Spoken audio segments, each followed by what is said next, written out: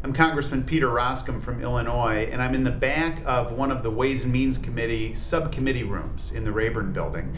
And I'm here today with Chairman Sandy Levin of Michigan, Chairman of the Ways and Means Committee. What we're doing is we're hosting a hearing that's really focused on trade, of all things, and it's looking at the bilateral trade success of the U.S.-Israeli trade relationship. This was a deal that was negotiated almost 25 years ago, and ultimately it has been a benefit to both countries. So stick around and we'll show you some more about what's going on.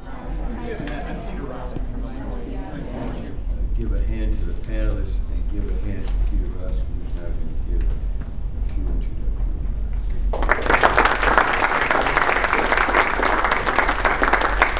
Well, thank you, Chairman Levin, and for your graciousness and your hosting this today and your leadership.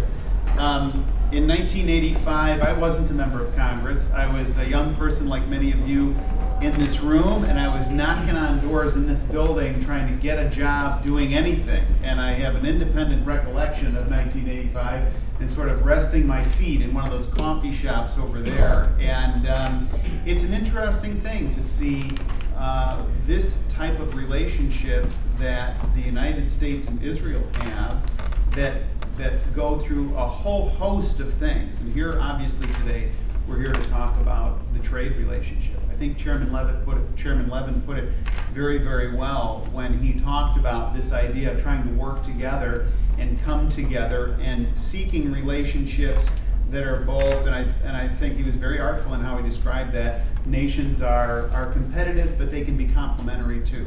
And I think that the relationship that the United States has had with Israel historically has been one that has been robust and dynamic and positive, and trade is part of that. And the more we create those relationships and the more we interact with the economies together in complementary ways, I think ultimately great things can happen. And I know it's a priority for both sides of the aisle for us to have thoughtful trade relationships around the world that are based on good principles and where there's accountability and yet great opportunity.